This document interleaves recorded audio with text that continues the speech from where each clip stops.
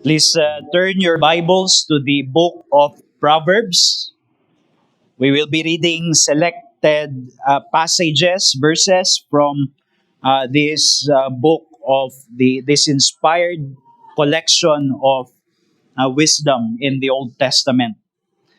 So, kagaya na alam nyo, we've been preparing this place so that we could use it today, this Lord's Day, for our worship. So, medyo may mga kaabalahan ngayong linggong ito.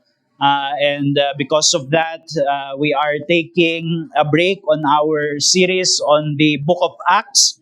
At sa umagang ito at sa susunod na linggo, I hope to take you to reflections on the subjects of biblical friendship or true friendship as we have it in the scriptures. In these sermons, yung sermon ngayong umaga at sa susunod na linggo, I hope to lay a biblical vision for us as a church na komunidad ng ating Panginoong Jesus, that we would be a community that is strengthened and built up by true and godly friendship. We are a fairly young church, as you know, and the Lord is adding people to our number.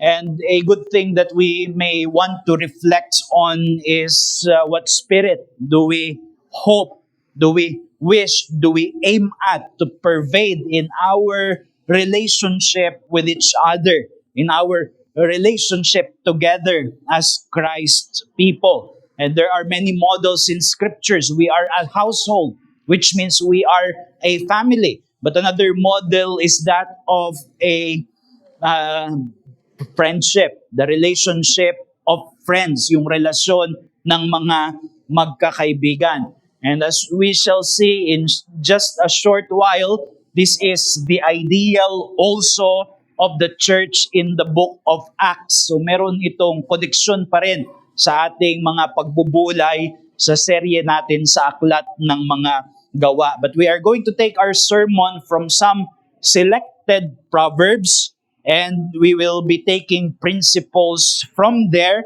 of wise and godly friendships, because the book of Proverbs is littered with such wisdom. So let us then go to the Word of God at tignan natin yung mga passages that speaks of the joys of friendship for this morning, and then Lord willing, next Sunday we will reflect on the duties of friendship. So Proverbs 17, una, let us go to Proverbs 17 verse 17. A friend loves at all times, and a brother is born for adversity. Chapter 18 verse 24. A man of many companions may come to ruin, but there is a friend who sticks closer than a brother. And then Proverbs 27 verses 5 to 6 and verse 9 verses 5 to 6. Better is open rebuke than hidden love. Faithful are the wounds of a friend. Profuse are the kisses of an enemy. Verse 9. Oil and perfume make the heart glad, and the sweetness of a friend comes from his earnest counsel. So this is the word of God. Let us seek His help as we contemplate on these passages. Gracious God and Father in heaven, we thank you for the wisdom that you have given us in Christ and communicated by your word. And we ask now that you would grant us the spirit of wisdom in order that we may be able to walk aright, gazing at the beauty of Christ, submitting ourselves to Him as Lord, and knowing Him as a true friend. Indeed, as the best of friends. We ask this in Jesus' name. Amen. So alam ninyo na yung aklat ng Kawikaan or the book of Proverbs, this is part of the Old Testament wisdom literature. So ito ay mga bahagi noong set of inspired writings that we have in the scriptures, kung saan ang layunin ay bigyang karunungan yung pamumuhay ng bayan ng Diyos. This is a set of inspired books that are written by wise people in order to help God's covenant people, the old covenant people, to live wisely in God's world. Kinikilala sa mga wisdom literature na ito na ang Diyos ang lumikha ng sanlibutan. He is the creator and we are the creatures, and there is a design to His universe. There is a purpose to the universe. There is a way to things in the creation that He has created, and submitting ourselves under Him is the way, the path to wise and happy living. So yun yung elementary principle ng wisdom literature sa Old Testament. And it shows, dahil binibigay ito sa bayan ng Diyos sa Lumang Tipan, may mga iba't iba silang mga genre ng kasulatan sa Lumang Tipan, pero isa doon ay wisdom literature, because that shows that wisdom is to be a mark of God's covenant people. Tayo ay tinatawagan bilang bayan ng Diyos na mamuhay hindi sa kahangalan, kung hindi sa karunungan. After all, we have God as the source of true wisdom, and being in covenant with this God, we are to be a people, they are to be a people marked by wisdom. At isa sa mga marka ng karunungan na makikita natin sa aklat ng Kawikaan is that the life of wisdom is a life enriched by having true friends. Ibig sabihin, bahagi ito ng disenyo ng Diyos, bahagi ito ng kung paano dapat mamuhay ang tao sa ilalim ng pagkatakot sa Diyos. Na tayo ay namumuhay hindi mag-isa. Na tayo ay namumuhay na mayroong mga kaibigan. And therefore, we can say that a friendless life is a foolish life. Kahangalan ang pamumuhay na walang tunay na kaibigan o mga kaibigan. And therefore, the book of Proverbs presents to us a picture of a true friend and what true friendship consists, in order to incite God's covenant people in order to build such relations. Para hindi sila maging complacent in a status of having no true friend. Yung pagkakawalan nila ng relasyon sa mga tunay na kaibigan as defined in the scriptures. Of course, the question is the book of Proverbs for us? The original readers to whom this book was given was the Old Testament Jews, the Old Covenant people of God. So is this for us? And I say, it is even more for us than it was for the Jews. Bakit? Dahil tayo yung bayan ni Jesucristo. The Lord Jesus Christ is our Savior and Lord and King. And in Christ, we come to better appreciate the book of Proverbs because we have come to learn that Christ, Jesus Christ, is the ultimate source of wisdom. Siya ang pinagmumulan ng lahat ng karunungan. Ang Panginoong Jesus mismo ang nagsabi that the Queen of Sheba even traveled a far distance in order to visit Jerusalem because she has heard of the wisdom of Solomon.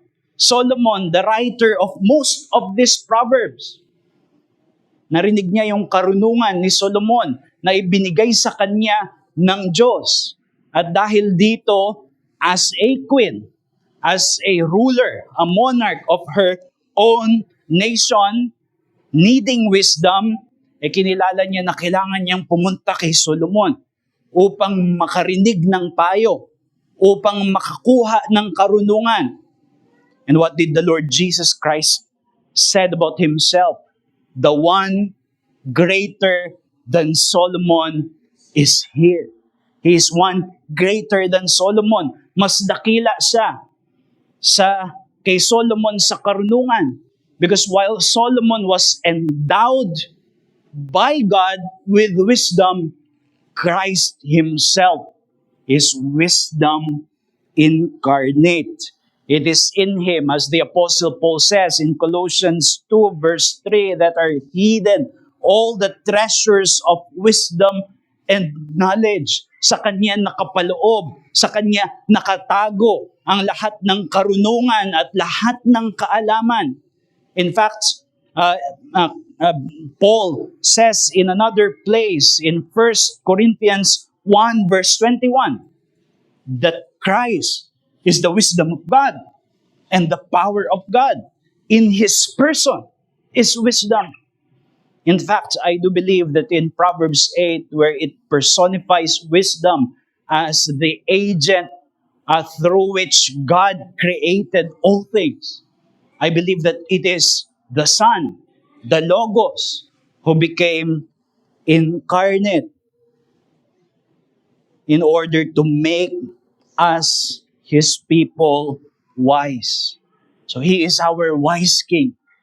Tayo ay napapailalim bilang bayang katipan ng Diyos. Tayo ay napapailalim sa isang mas higit at mas dakilang marunong na hari kaysa kay Solomon.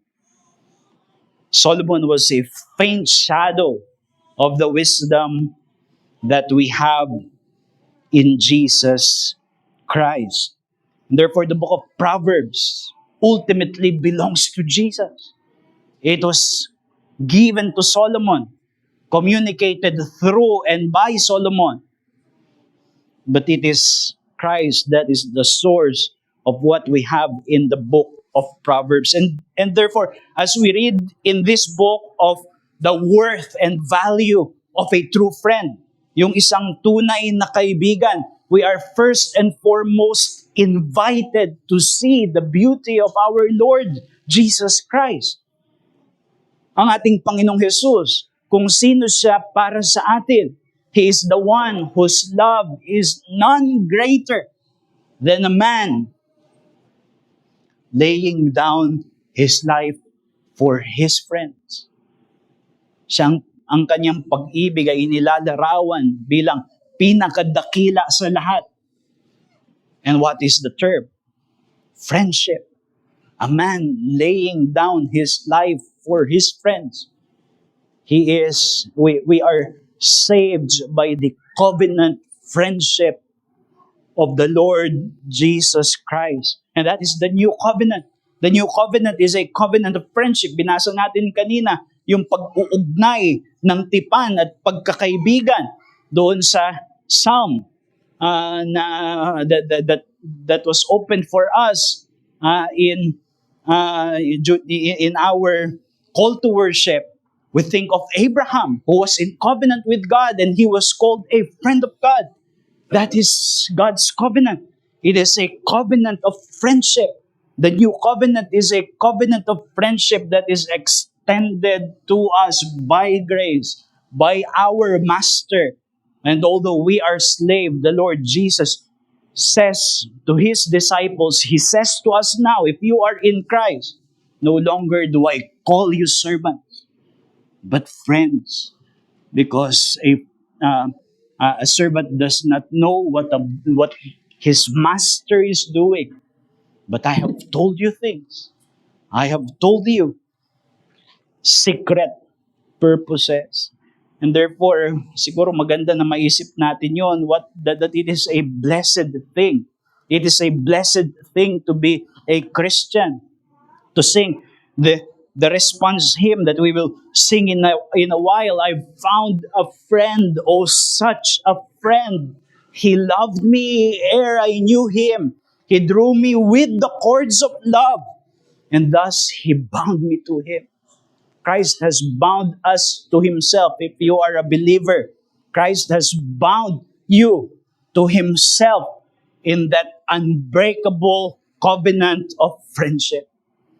And so we sing, what a friend we have in Jesus. Kaya sana yung iyong kaunawaan, yung ating kaunawaan na si Jesus ay ating hari at Panginoon. It should not distract us.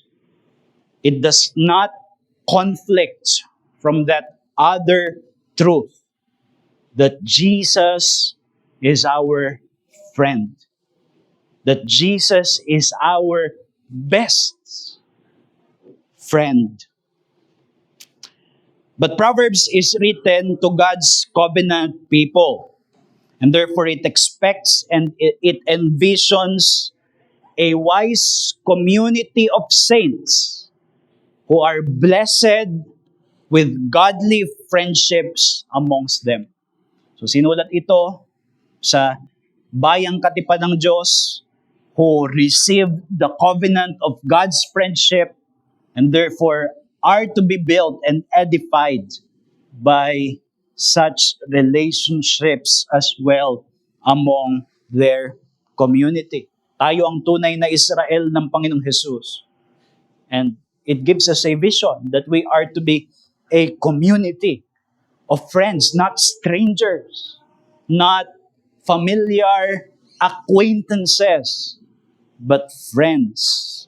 Therefore, I give to you this message that Christ's covenant friendship with us, believers, makes us a community of deep and godly friendship. Christ's covenant friendship with us makes us a community of deep and godly friendship. And makikita natin yung katotohanan na yan even in the book of Acts. In Acts chapter 4 verse 32, the church is described as having one heart and one soul, and they had all things in common. Diba? That's Acts chapter 4 verse 32. One heart, one soul, having all things in common. Eh may mga iba na talagang nakatali yung isip nila sa politics at sasabihin nila, see, the church is a communist community. They had all things in common. Wala na silang pagmamay-ari. This is a political statement about the government of the church. But these words actually are the ideals of friendship in the Greco-Roman world. Sa kaisipan ng mga Hellenista, sa panahon nila, sa Greco-Roman world, these descriptions are descriptions of friendship. The bond that knits together, that ties together two people who are supposed to be strangers because they are not naturally bonded by biology, but because of the covenant of friendship, they are bound together to be one heart and one soul and having all things in common. For example, Aristotle, that Greek philosopher, influential in the conceptual world of the Greco-Roman society, sa kanyang aklat na Nicomachean Ethics, sinabi niya, the things of friends are in common. The things of friends are in common. The idea is that of friendship, having all things in common. This is not a denial of personal property. Hindi sinasabing wala na silang personal properties and boundaries, but there is that deep willingness among friends to share what they have so that they think of what they have not only for their own advantage, but looking at the needs of their friends. They also blur the distinction of what's mine and what's theirs. That is friendship in the Greco-Roman world. And that is how the church is described in Acts chapter 4, verse 32. Not that their personal property was abolished, but that they were so willing to share in that spirit of kinship in order to help one another. Tapos si Aristotle then, he said in another place that a friend is one soul dwelling in two bodies. That is how the church is described in Acts 4 verse 32, that they are one heart and one soul. Now, it doesn't mean literally that they are one soul in two bodies. It is a metaphor for the bond of true friendship that that they are bonded together in that covenant of friendship. And Theophilus, to whom the book of Acts was written, he was likely a Hellenistic convert. Makikita nyo doon na hindi siya Hudyo. Makikita nyo sa book of Acts at sa Gospel of Luke na ine-explain ni Luke sa kanya yung mga Jewish rites and ceremonies because he is not a Jew, and his name suggests that he is actually a Greek or at least a Hellenist. And he would not miss these references. One heart, one soul, having all things in common. This is the ideals of friendship in the Greco-Roman society. They are a society of friends. And that teaches us, that calls us towards a vision of what a church should be by the grace of God, that we are to be a community of friendship. It may not mean that every single member of the church is friend to each other. Sometimes it is unrealistic, and perhaps it is even the opposite of what is intended in friendship. Diba? Because the reality is, friendship, true friendship cannot be maintained sa mas malawakan na mga relasyon. But it means that the spirit of friendship pervades. And it also means that the church is built by an overlapping network of true friends. An overlapping network of true friends. Kaya bilang miyembro ng iglesia, panawagan sa ating lahat, sana hindi tayo maging komportable if we are sitting in this room as members of the church Sunday by Sunday and always see our familiar, friendly strangers. We must build friendship. This is what the friendship of Christ does to us, creates in us, and expects of us. And for this message, I incite you to build friendships in the church by showing what you have. If you have a true friend, una, you will have an abiding companion. At pangalawa, an earnest encouragement. Abiding companion and an earnest encouragement. Una, an abiding companion.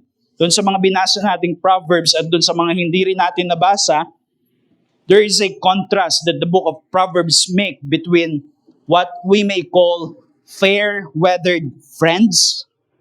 Ibig sabihin, pag maayos ang panahon, sila ay mga kaibigan, and someone who sticks it out in times of troubles and trials. And this is what differentiates a true friend and those who are not real friends, or at least mere acquaintances, which is not bad, but they're just mere acquaintances. Sabi doon sa binasa natin in Acts 18 verse 24, a man of many companions may come to ruin, but there is a friend who sticks closer than a brother. There is a contrast of many companions.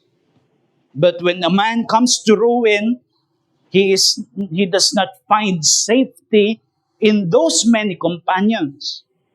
And yet there is a friend who sticks closer, a singular friend who sticks closer than a brother, which teaches us the truth that a true friend is a reliable companion whose friendship endures both prosperity and adversity. That is what we have in the book of Proverbs, isang tunay na kaibigan who is reliable, who you can expect to be there not only in times of prosperity but in periods of adversity. Una, pinapakita sa atin ng katotohanan na ito that it is not really in the quantity of friends that we get the rewards of this relationship, but in its enduring quality. The enduring quality of that relationship. That is where you get the joys of true friendship, the rewards of true friendship. Hindi yung sa dami, kung hindi yung who are the people who could stick it out with you in times of adversity. Sa katunayan, ipinapakita dito sa Proverbs 18 verse 24 that there is a peril to that many companions. Maraming mga companions. And the peril is not that acquaintances itself is wrong. Hindi sinasabi dito na masama yung marami kang kakilala at friendly people around you. Hindi sinasabi na masama iyon, mabuting bagay nga iyon. They are not in and of themselves wrong to have, but the peril comes when it gives us the illusion of security. Marami naman akong kaibigan. Which could blind us to the need of pursuing deeper friendships with a few. Hindi natin nakikita na mayroong pangangailangan tayo sa tunay at mas malalim na pakikipagkaibigan.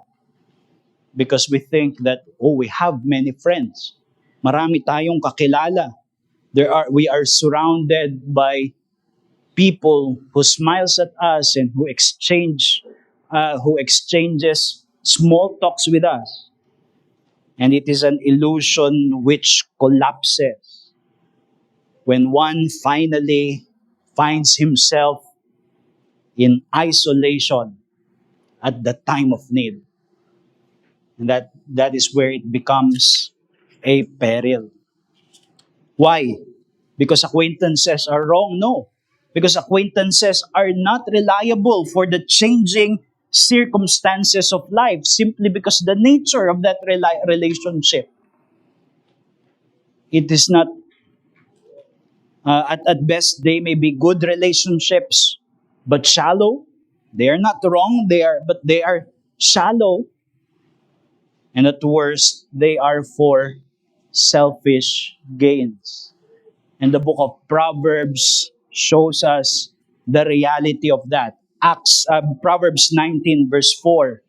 Wealth brings many new friends, but a poor man is deserted by his friend. It is not speaking of true friends.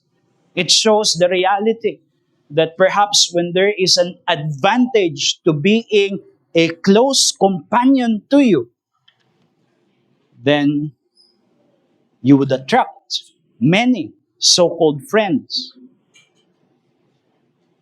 Gain invites false friends. We are warned in these proverbs in scriptures. Wealth, fame, or status may attract people to become friends with us. But a true friendship is not made by these things. It is not founded on wealth.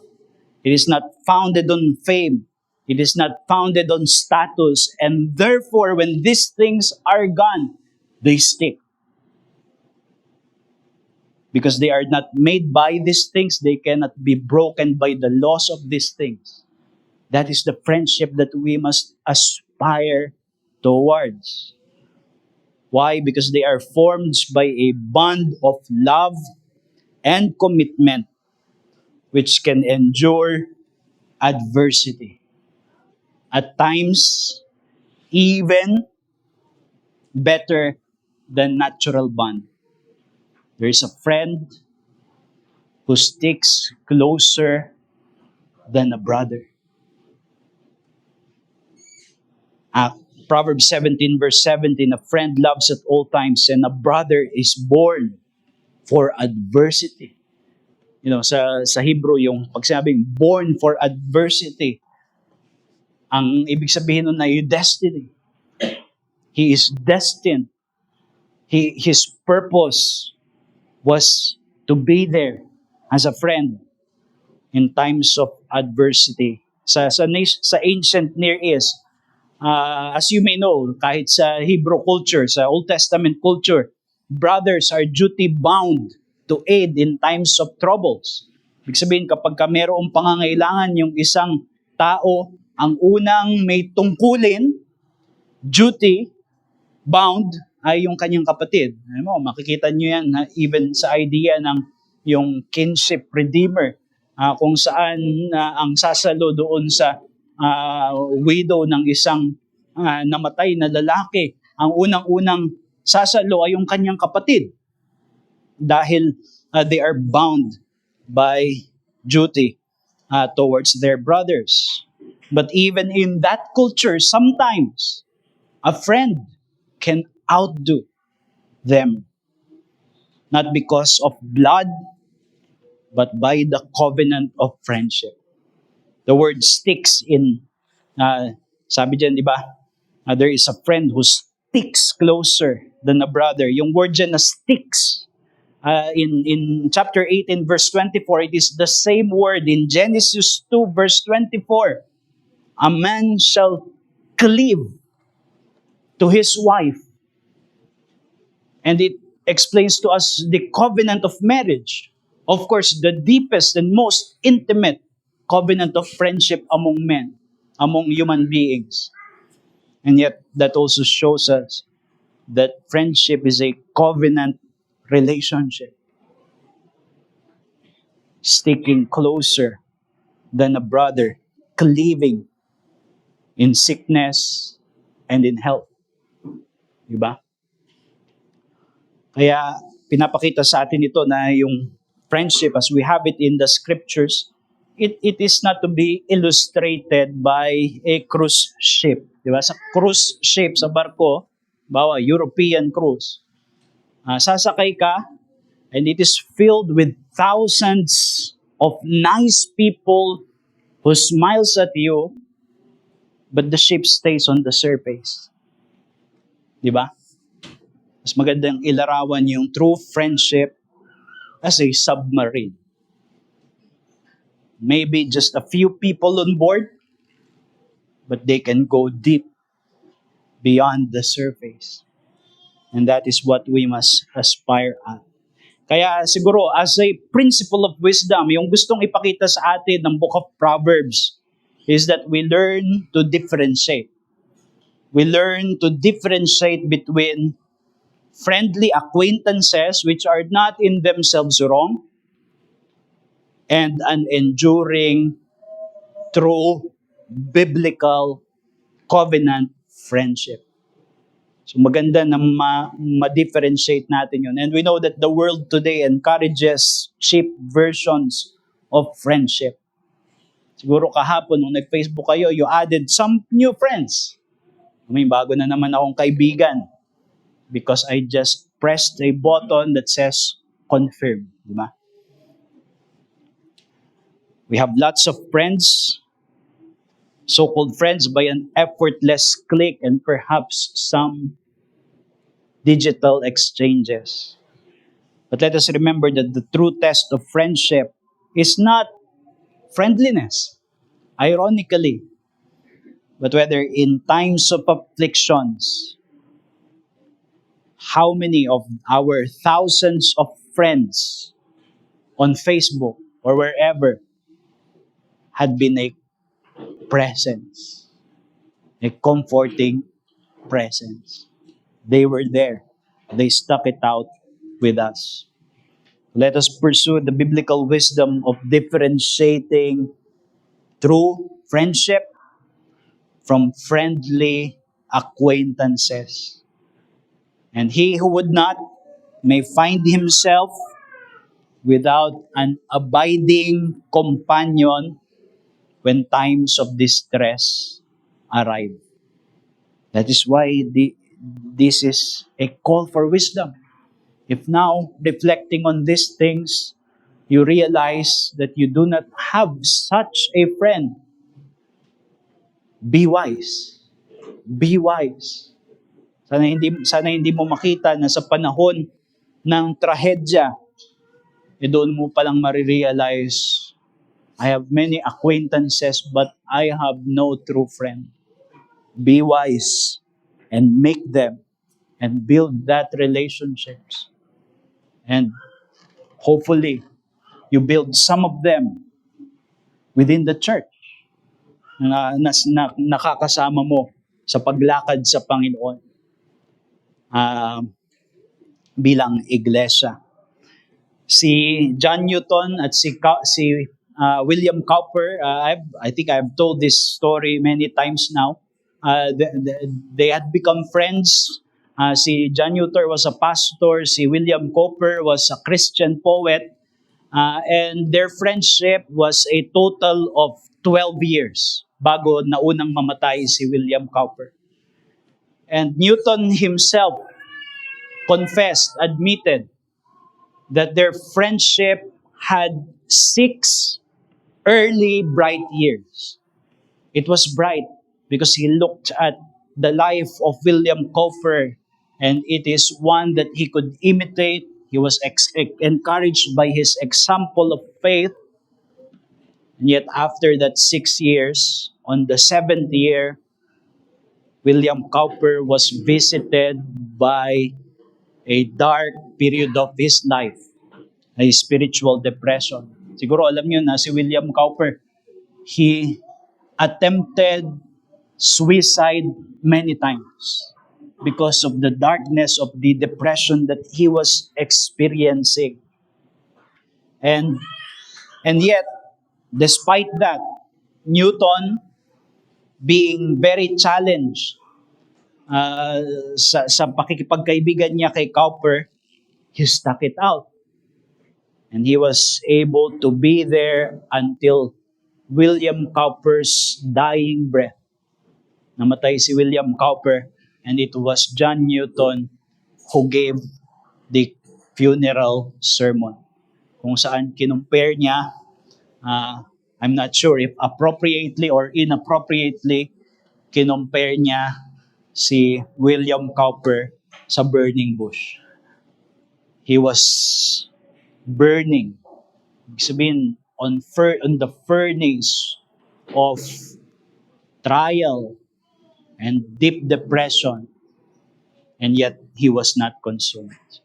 And it was their friendship that produced many of the hymns that still encourage us to this day, such as God Moves in a Mysterious Way. That was a product of his song, of William Cowper's, Newton's encouragement of William Cowper. Kaya sana, maging hamon sa atin to pursue deep friendships among Christ's people, which can double our joy and have kalhatiin our sorrows. So that is the first thing. We have an abiding companion. And secondly, we have an earnest encouragement. Earnest encourager. When we have a true friend. And that is another contrast that the book of Proverbs make. It makes a contrast between pretend friends whose words are calculated in order to give flatteries, and a true friend who gives faithful words to promote the good of their companions. Even if faithful words are painful words. Proverbs 27 verse 6, faithful are the wounds of a friend. Profuse are the kisses of an enemy. The wounds of a friend are faithful, but the kisses of an enemy are poisonous. Pwede mo ang makita dito ang Panginoong Jesus who give faithful wounds. And yet, Judas kissed the Lord Jesus as an act of betrayal. So faithful are the wounds of a friend, profuse are the kisses of an enemy, even if those things are pleasant to be kissed by a friend, and yet it is poisonous if it is not really a friend, an enemy that is disguised as friend. And yet a true friend, even when he wounds as an act of loyalty and devotion to your good. That is why you have a promoter of good. 17 verse 9, oil and perfume make the heart glad. Yun yung oil, it would not make your heart glad, ang mahal ng presyo. Oil and perfume make the heart glad, and the sweetness of a friend comes from his earnest counsel. Nagbibigay ng mga totoong payo, masigasig na payo, at doon nalalasahan ang katamisan ng isang kaibigan. So that means it shows us that a true friend delivers both sweet affirmations as well as hard truths, whatever a companion truly needs. So makikita natin dito yung katotohanan that a true friend is a moral refiner, a refiner of our moral character, who promotes the best of the character in among his companions. That is what you have when you have a true friend. And this is where another principle of friendship in the book of Proverbs play an important role. And what is that? The book of Proverbs shows us that we must be wise to pick our friends. Proverbs 13 verse 20, whoever walks with the wise becomes wise, but the companion of fools will suffer harm. If you walk with the wise, you shall become wise. Godly wisdom, not simply secular wisdom, but the companion of fools will suffer harm. And in Proverbs 22 verse 24, it says, make no friendship with a man given to anger, nor go with a wrathful man, lest you learn his ways and entangle yourself in a snare. So it quite literally commands us to make no friendship with a person who is given to anger, who is wrathful, because you may learn his ways. And with insecure competition and biting sarcasm? Or is it built on a constant flow of flatteries where you hear nothing but praises to how great you are, but never sincere correction or rebuke? Do your friends affirm you in sin and then mock you in godliness? Does your friendship mutually edify or spiritually corrupt? It is a mark of wisdom to make such an assessment, and by the grace of God, make a resolution and reformation of life. Perhaps it is just a simple time of confrontation bilang magkaibigan, where you come to a resolution together that there are things that do not help your friendship, your walk in Christ in your friendship. Or perhaps it may be time to set some boundaries, where some friends do have harmful effects to our spiritual life, and we do not completely cut them off, but we just place some boundaries while also encouraging them. But sometimes there is a call for separation where we have lost all influence in order to improve a friend, and they have turned to be a corrupting influence to our faith. Perhaps you could make a mutual resolution to repent and reform, or perhaps there is even a call for separation. Si Michael Haken, meron siyang post that I have saved on my personal journal na matagal na at minsan binabalik-balikan ko because it is very wise and insightful. Sinabi niya doon that sweetness does not come by age. Ibig sabihin, hindi natin i-expect na para tayong wine na lalong tumatagal ay magiging sweet yung ating character. And it is possible for us to actually become bitter as we grow old if we are not reflecting on Philippians chapter 4 verse 8, where we are constantly and effortfully reflecting on whatever is true and just and beautiful and commendable and excellent. So it requires an effort for us to achieve by grace sweetness in old age.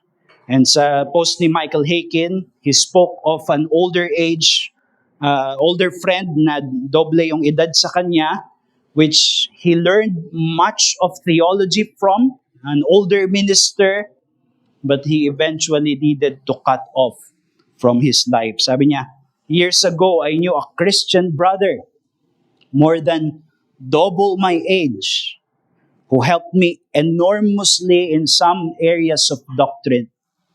But as I spent time with him, I noticed that his speech was invariably critical of others. Indeed, he was biting in his criticisms.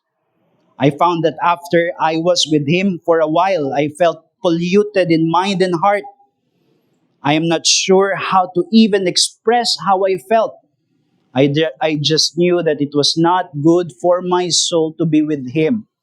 So over time, I allowed our friendship to die. So hindi niya tinatanggi yung tulong sa teolohiya sa kanya nung tao, and yet eventually he allowed that friendship to die because he saw how he was being a corrupting influence in his soul. And that is a wisdom.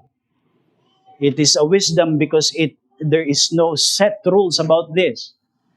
But guided by discernment, it is something that is called upon us. But it calls us, dear brethren, to take the pains of building edifying friendship and having the courage to cut off corrupting ones. What we desire by the grace of God is to have an abiding companion and an earnest encourager. And that is what we already have in Christ. And in a true friend, nakikita natin yung anino ng Panginoong Jesus, hindi ba?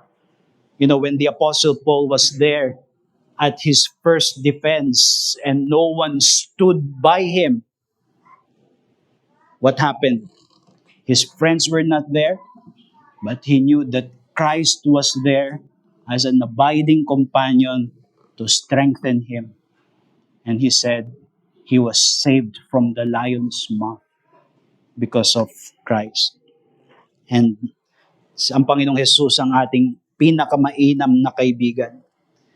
Kaya I want to address those who do not know the Lord Jesus Christ yet.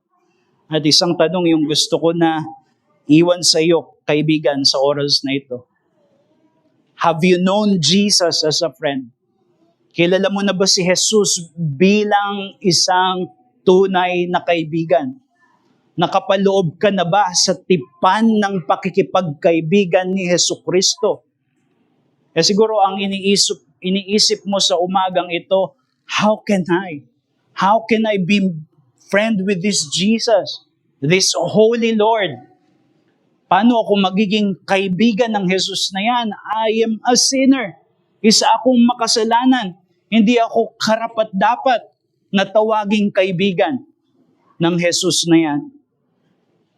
As I hope to encourage you with the words of Jesus' enemies in Matthew 11 verse 9. Do you know what it is? Jesus was being criticized by the Jewish leaders because of one thing that they see about what he is doing in his public ministry. That they called him a friend of sinners. Jesus is a friend of sinners. He came not to call the righteous but sinners to repentance. Kaya kung ikaw ay kumikilala na ikaw ay isang makasalanan, lumapit ka sa Panginoong Hesus at yakapin ang kanyang alok ng pakikipagkaibigan.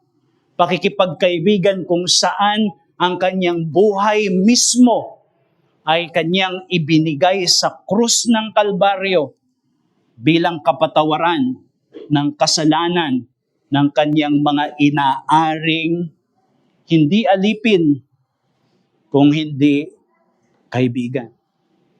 And I hope that this morning you would go home knowing that you've got a friend. You've got the best of friends because you have come to believe in Jesus, and today you are now in that covenant relationship of friendship with Jesus. Believe in Him as Savior and gain Him, dear brother, dear friends, gain Him as a friend. Sana lumapit ka sa Panginoong Hesus. Tayo manalangin. Dakilang Diyos at Ama sa Langit, kami po ay nagpupuri sa iyo na kami na mga makasalanan ay inari mong kaibigan kay Jesus sa ilalim ng iyong tipan ng biyaya. And we praise you that our sins are forgiven and that we shall eternally be with Christ, our best friend. And we pray that this reality would help us as a church in order to build wise, godly, faithful, and sincere friendship with one another, so that the world may see the truth of the gospel, that we have been made no longer strangers with Christ and no longer strangers with one another, but a community of one soul, one heart, and having all things in common, understood rightly. And for our friends na wala pa si Panginoong Hesus na palagi naming nakakasama, kung hindi pa sila sumasampalataya, sana ikaw ang kumilos sa kanilang puso, Panginoon, maging sa oras na ito, to lead them to Christ so that they would know Jesus as Savior, Master, and friend. We commit this to you and we pray this in Jesus' name. Amen.